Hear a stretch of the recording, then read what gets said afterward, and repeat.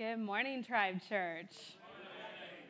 Sometimes you don't have a whole lot planned for Mother's Day, and God sends Henry. Oh my word. Happy Mother's Day. My name is Pastor Carrie, and it's always kind of hard to preach on a holiday like Mother's Day when you're in the middle of a series.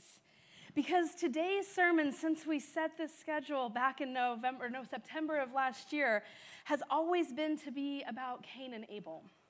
So welcome to the Mother's Day of Mother's Day and murder, right? And then TikTok went viral this week that just absolutely saved me. Mother's Day is the day when the least amount of crimes are committed. Maybe you saw this TikTok this week, but the least amount of crimes committed in the United States happens on Mother's Day. And I think that says a lot about how many moms out there are committing crimes. But they can't on Mother's Day because they're at brunch with their kids. So there's your connection, Mother's Day murder. Here we go. Something you may know, or maybe hopefully you don't know, I didn't know until last week, that last Sunday, the Sunday before Mother's Day, is a holiday called Bereaved Mother's Day. And it's to honor mothers who have lost children. I think the loss of a child is something that we can all agree is just heartbreaking and unfair. I think it's in those moments that we ask the question, why doesn't God do something about that? Like, where's the justice in that? And it's not just the loss of a child that causes us to contemplate these types of questions. We see natural disasters and genocides and famines and global pandemics and hungry kids in schools, and all of these other things come together and help us or make us ask, like, why doesn't God do something about blank, like whatever blank is? And even the idea of Mother's Day and Father's Day, these can be really tricky holidays for not even some people, I would say a lot of people, because family relationships are complicated. Why doesn't God do something about that, right? Like, we see these large, like, global injustices and these small, intimate injustices, and sometimes it's just hard to find God in any of that. Why would an all-powerful, all-good God not step in, not intervene in that? And this might be why you have a difficult time believing in the God of the Bible, or why you walked away from, or at least reevaluated your faith. And if I'd experienced what you'd experienced, I would probably feel the same way. So today we're continuing our series, The Fundamentalist, rediscovering the essentials of our faith. And the question that we're attempting to answer is, what are those? What are the essentials of our faith, and what else is just tradition? What is just, that's the way we've always done it? And you're like, well, you're a church plant. We're a church plant. We can't have that. We do. We absolutely do have that. That's the way we've always done it. Like, what hills should we die on, and what can we let go? What do you have to believe? What do you have to believe to be a follower of Jesus? What is essential? What's just peripheral? What's debatable and what's secondary? What's cultural and what's maybe even heretical? What if church and tradition needs to be left behind so that you can follow your faith forward? And there are a lot of people who, as Pastor Matt said last week, are deconstructing their faith. And I'm glad he brought it up because I really didn't want to.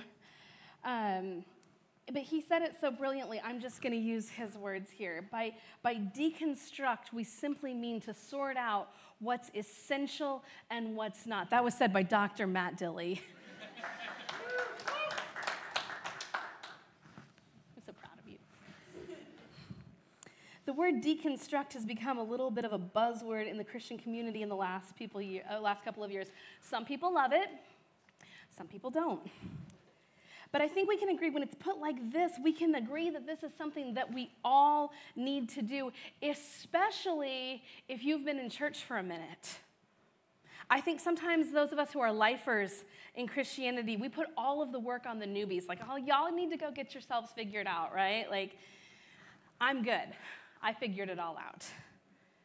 But it is really easy to forget, to go nose blind about what's essential to our faith and what is just tradition. That's the way we've always done it. And all of these things, they keep getting woven into the fabric of our churches. And it's hard to remember what's essential and what's just secondary. And the problem is when secondary issues become essentials in our churches, somebody somewhere is going to get left out. Somebody somewhere is going to get left out. And that's why we're doing this series. We're in part 4 today. And the first fundamental we had was that Jesus is God's Son and our King. This is the central, this is the crux, this is the whole thing, this is the core belief. The second is that Jesus came to illustrate and demonstrate what God is like. And the third, that Pastor Matt did last week, was that Jesus defined sin as anything that harms you or others. Jesus was really specific about his definition of sin. And I was really glad when I realized that it was Pastor Matt's week to preach, that he got the sin sermon last week. I was like, I don't want to touch that one. Like, I'm good to go. Thank you so much for taking that one for the team. And then I was like, oh, but I'm week 4. So welcome to week 4, the reality of heaven, hell, and the final judgment. Happy Mother's Day. Ooh, here we go. Our essential for today is really about that question, why doesn't God do something about all of the injustice that we see in the world? Why doesn't God do something about blank, whatever that is for you?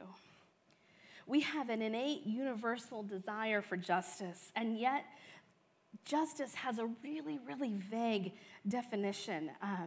It's just vague enough that it gives everyone a chance to create their own definition. Which sounds like a flawless system, right?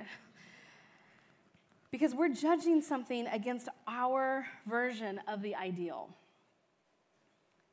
And when you see that something is not right, it's sort of assuming that there is a standard somewhere, something out there is right. When we say that something is not right, we are simultaneously claiming that there's something out there that is right, that there is some sort of ideal. And the thing is, this doesn't really matter where you fall on this whole God thing. There's some sort of moral compass in each one of us. I think we can agree on that because you know what's right and what's wrong. You know it innately. You know it inside of you. No matter how you think it got there, there's something in us that tells us what's right and what's wrong, what's just and what's unjust. And this isn't new. Since the beginning of people, there has been the need for justice and also the desire to take justice into our own hands. Sometimes we look at the stories in the Old Testament and the New Testament and we see this like tension between them.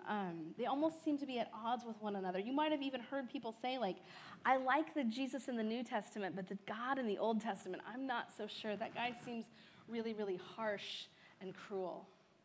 A good example of this is the flood. The story of the flood represents God's judgment against the people. He gets so fed up with humanity that he literally drowns them all except for one family.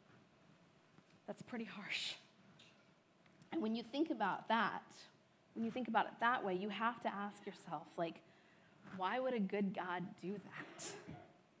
And since we're talking about the flood, let's just stay in the book of Genesis, because in the book of Genesis, there's a story about this very thing. And one of the things that's been kind of a delight in my life over the last couple of years is it's just the fascination I've developed with the location of things in the Bible, especially in the Old Testament.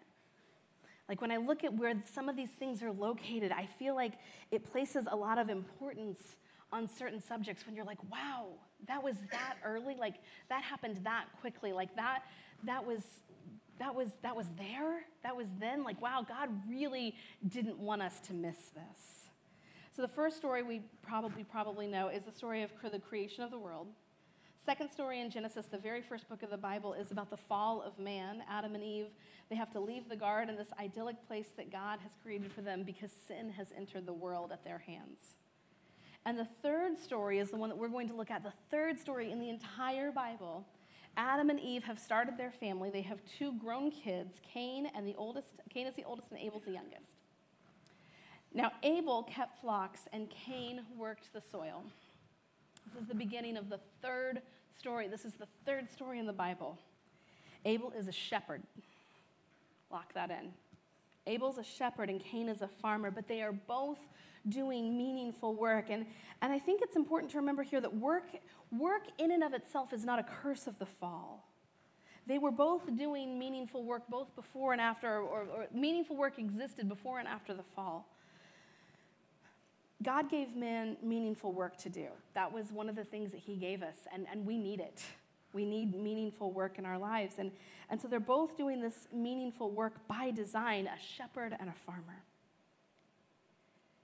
In the course of time, Cain brought some of the fruits of the soil as an offering to the Lord. And Abel also brought an offering, fat portions from the firstborn of his flock. They are both making sacrifices here. It's important to note that. There's just something innate in them that lets them know that they need to make a sacrifice to the Lord. It doesn't say that God asked for this. It says that they just did it. Money hasn't been invented yet. To the best of my knowledge, there's no church for them to give their time to, no soundboard for them to run, or tribe kids to volunteer in, no backlot to mow. Because we see this all the time at Tribe. Like, people become part of what's happening here, and the desire to start sacrificing to God through this place gets deeper and deeper within them. That's why at a time of record inflation, when our economy feels very unstable, we just raised $6,000 for gift kindness. That's so cool, guys. Yeah, you can applaud that. That's good. That's good. We sacrifice for our families. We sacrifice for our friends. We sacrifice for the stuff that we think is important. You sacrificed your time to be here today. You didn't have to do that. There's no real penalty for not coming here, but you showed up. Some of you served this morning, or you're going to serve in second service. That's incredible. You gave up part of your precious Mother's Day weekend to be here with us. Matt and I are blown away by this all the time. All the time. Like, the whole staff. Like, we're just like, what? Like, they just keep showing up. I can't believe it. It's amazing. We sacrifice. We do this innately. It's in us. And we try to sacrifice the right things when we sacrifice our time and our talent and our money. We try to sacrifice the right things to the right things. And I think we partly do this because we want things to go well for us, and that's okay. But at the end of the day, everything that we do is a sacrifice of some kind. And our storyteller makes sure that we know that Abel is sacrificing his first and best. If you read between the lines here, Abel is making God the first priority in his life. He brings the fat portions, the firstborn of his flock. Now, I'm not a farmer, so I'm going to have to take his word for it that this is the first and the best. This is what Abel considered to be his first and best. And the thing is, Cain noticed that it was the first and best too. Cain probably felt the weight of what Abel had sacrificed because he had not sacrificed in the same way. Cain's sacrifice was out of his leftovers. He kept the first and best for himself and his family. And the Lord looked with favor on Abel and his offering, and Cain and his offering, he did not look with favor. God is judging their sacrifices. And that might be a hard pill to swallow if you're new to faith or if you're a seasoned believer, but you're not sacrificing the way that you probably know that you should. I think it's important to note here that God is not comparing Cain and Abel against each other. Abel's sacrifice is favorable because it puts God in first place. Cain's sacrifice is unfavorable because it puts Cain in first place. Even if you're not a Jesus follower, you have to know that some sacrifices are more favorable than others. And if you don't believe me, just put some of your stuff up on Buy Nothing. Okay? Like, Buy Nothing is the Facebook group where you can just like give your stuff away and people come to your house and they take it and it's awesome. But sometimes you put something up there and no one ever comes for it. No one ever messages you. Like, no likes on the photo, no comments, no nothing. You're like, oh, okay, so that was trash. Got it. Noted. Not all sacrifices are created equal. And so Cain is very angry and his face is downcast. He's like, and you may feel the same way when you get judged. Judgment makes us feel shame and embarrassment. It makes us feel vulnerable. And I'm sure you can relate to this because that response of shame and embarrassment is something I think we all feel sometimes. Cain is angry. You may feel that too sometimes. He doesn't want to look up towards God, so his face is downcast. And the Lord says to Cain, "Why are you angry? Why is your face downcast?" Cain has been judged and found wanting. He's been judged and found to not be enough. Anger and downcast is exactly what happens in that space. Maybe even some like stomping and door slamming or tent slamming or whatever they would have done. So God talks to Cain here, and he gives him a chance. He gives him direct advice. And I think that's important to note here. Cain is not trying to like determine which of the voices he might be hearing is God. He has a direct line.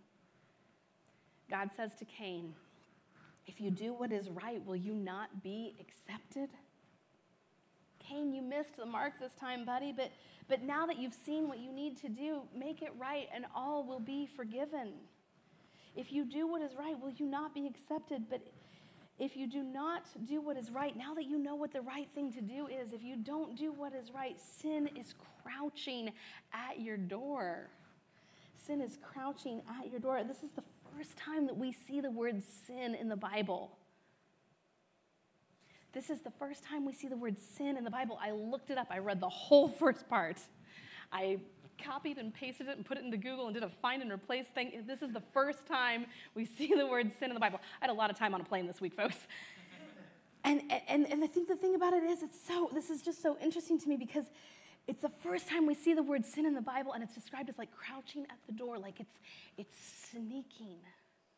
Okay? It's like it's right there, but it's not in yet. That is so important to note here. You have, it desires to have you, but you have to rule over it. It desires to have you, but you have to rule over it. And I think with God saying that here, I think we can trust that means that we are capable of ruling over it. You may have had a conversation like this before with your teachers or your parents or a boss or maybe even a doctor. Like, if you do the right things are going to go well for you. But if you mess up, things are going to end up rough. Okay? If you don't start living the right way, there are going to be consequences for your actions. Sin is crouching at your doorstep. Things are going to catch up with you eventually.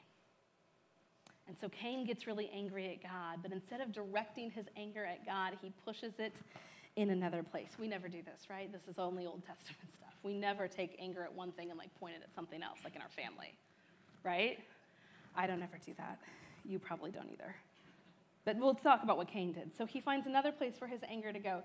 Even though Abel's offering had nothing to do with Cain, Cain can't help but blame Abel. Maybe if your sacrifice hadn't been so good, maybe mine wouldn't have been so bad. Like, can you see sin crouching at his door with that thought? The way that Abel is living is a tangible representation of the ideal that God has for his sacrifices. This is the third story in the Bible, but this is as true now as it was then. We don't like to be compared to other people and found wanting.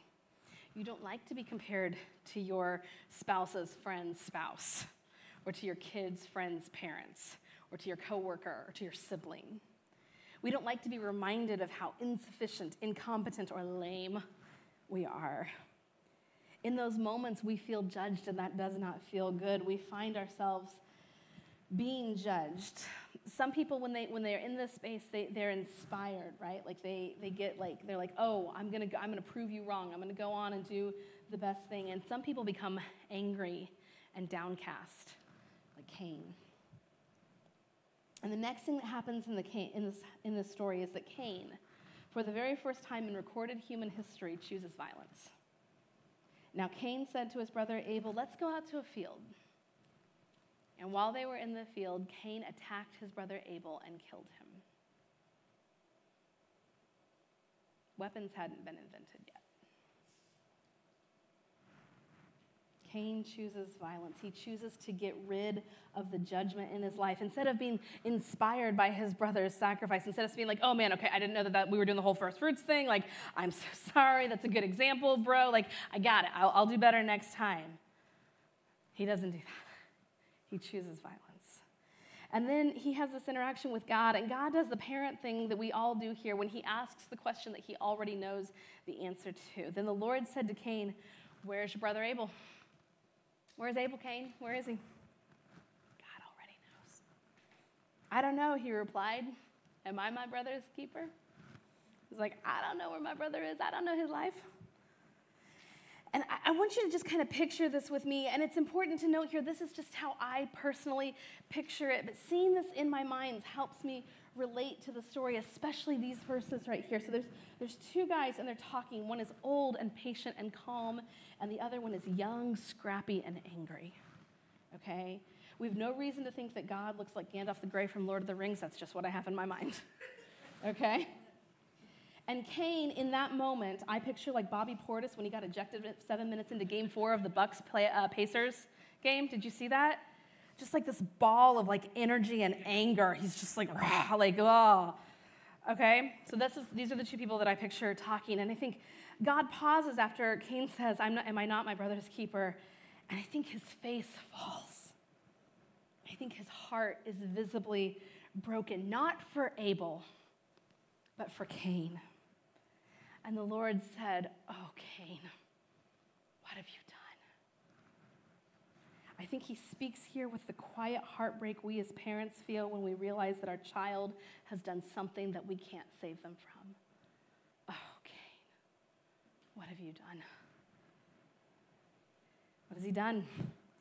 Instead of choosing the more favorable sacrifice, which was an option all the way up until whatever it was that he used to kill Abel, started killing Abel, up until the moments of Abel's death, he could have chosen better.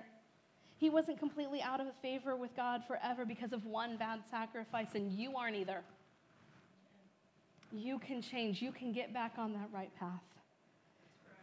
But again, Cain chose violence. He destroys what he thinks is the judge. And we do this too. We probably don't murder people. Maybe the moms do, I don't know. But we probably don't murder people. But when we get compared to someone who's ideal, we do our very best to discredit it, to tear it down, to eliminate the judge. Okay, so you're like, well, Timmy's parents may give him more tablet time, but their snacks suck. Okay? Or like Brad's wife might be a little bit more amorous than me, but girlfriend cannot cook, okay? Like, let's be honest here. Or like, Tina might get her work done on time, but I get mine right the first time. Because it's easier to destroy the thing we're being judged against than it is to pursue the ideal, than it is to humble ourselves, than it is to stretch towards that ideal, to prioritize it. And I love this next verse because it's a little bit creepy. Listen, God says, your brother's blood cries out to me from the ground. Your dead brother's blood cries out to me from the ground. And I think if you've ever had one of those moments where you've sort of lost yourself in worship, you know that your blood doesn't have to be dead to cry out to God. I think our bodies and our spirits cry out to our creators all of our lives if we let them. Listen, your brother's blood cries out to me from the ground. Now you are under a curse and driven from the ground. Look at those words, driven from the ground. Cain was a farmer. Cain worked the ground. His good and meaningful work is gone. He's been driven from the very thing that he loved to do. Your brother's blood cries out to me from the ground. You are under a curse. You are driven from the ground, which has opened its mouth to receive your brother's blood from your hand. God's like, we both know what you did, Cain. He says, when you work the ground, it will no longer yield its crops for you. You will be a restless wanderer on the earth. Cain knows that he hasn't gotten off easy, even if at first glance it seems like he did. Cain says to the Lord, my punishment is more than I can bear. Cain has lost his meaningful work. He's lost the thing that he loves, and we know that he loves it because when it came time to sacrifice to God, he kept the best for himself. The loss of meaningful work to a human being is huge. And as a restless wanderer, Cain no longer has a home. He no longer has a place where he belongs, where he can find rest. Today, you are driving me from the land, and I will be hidden from your presence. He has lost the presence of God. I will be a restless wanderer rather on the earth, and whoever finds me is going to kill me. He's just sure of it. I think the reality of what he has done is finally hitting Cain because he's like, somebody's going to find me and kill me. And maybe he's even hoping that at this point. He's lost his meaningful work. He's lost the presence of God. He's lost his home. He's lost everything. But the Lord said to him, "Not so. Anyone who kills Cain will suffer vengeance 7 times over." I don't even know how you kill somebody 7 times. Then the Lord put a mark on Cain so that no one who found him would kill him. And again, you have to ask yourself, like, why would God do that?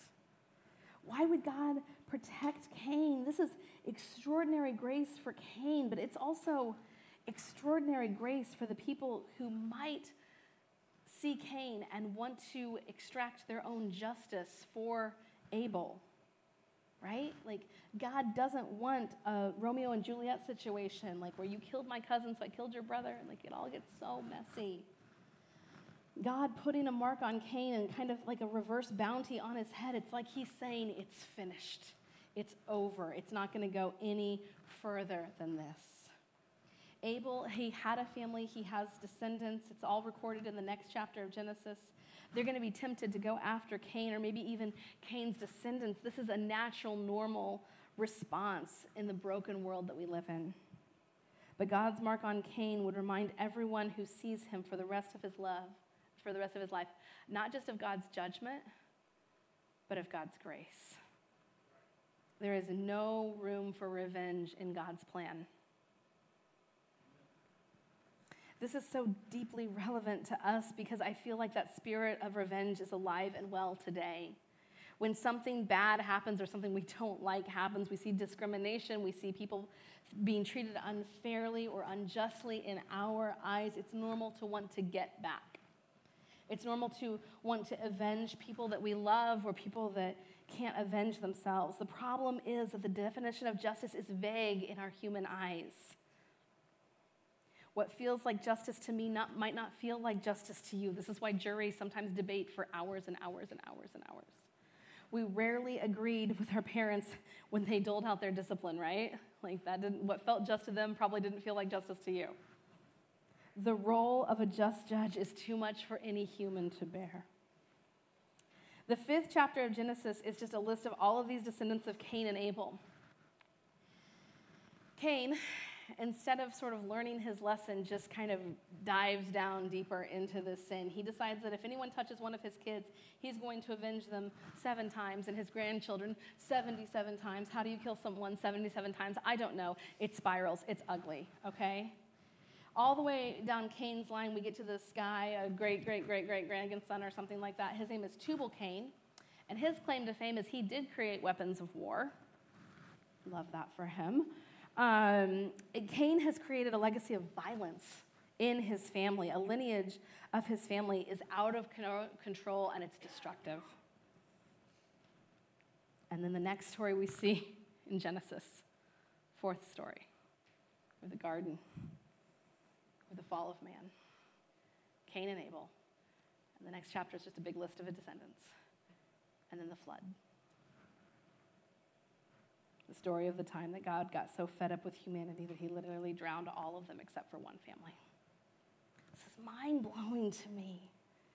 This brings new meaning to the words, "For the wages of sin is death," that we see in Romans.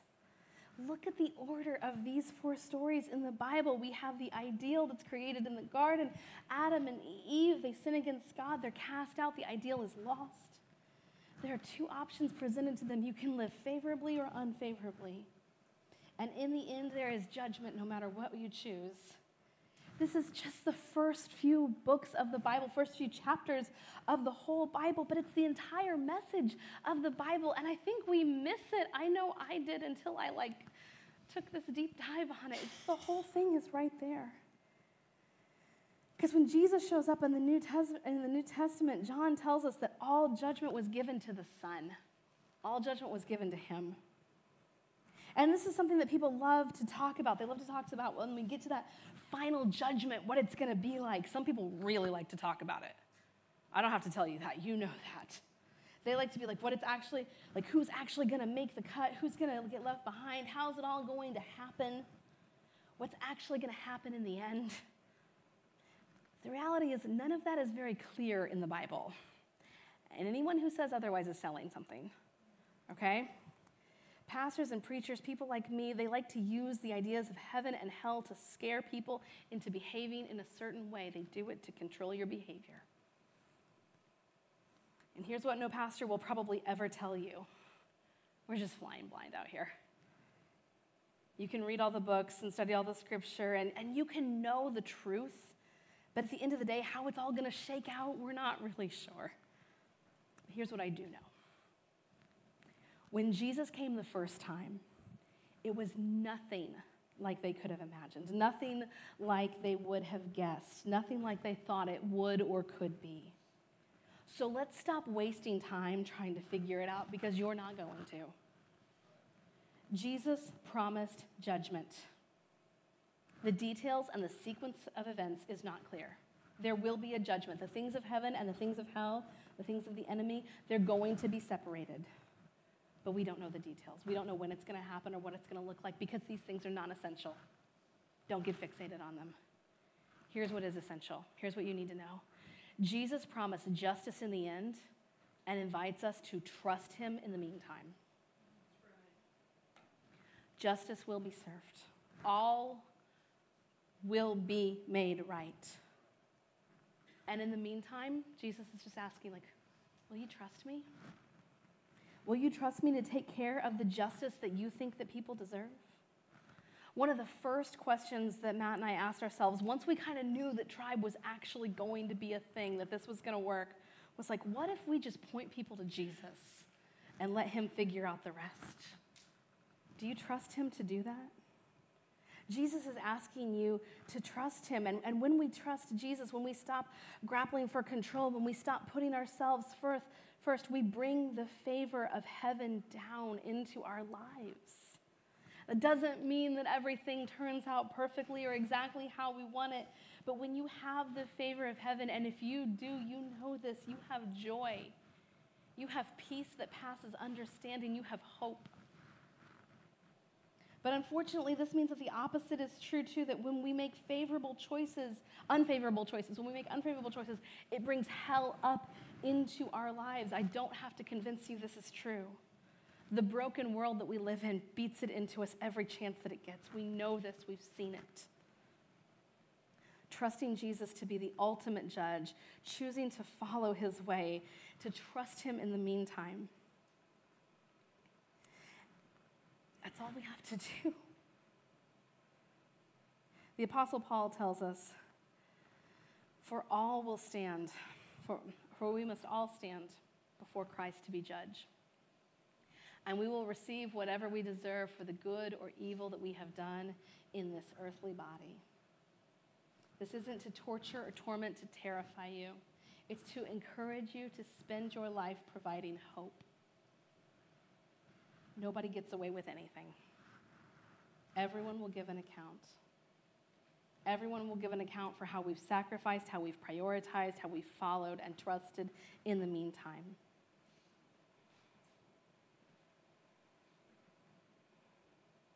Each one of you is going to have to give an account, and it's definitely not yours to judge or provide justice, because you're just like me. You were never meant to be a judge. You're not a just or a judge. You're not going to deliver justice. But when God's final king came into the world, you would think that he would have come to deliver his justice. Instead, he came not to serve, but to be served. And just like Abel, he was a shepherd.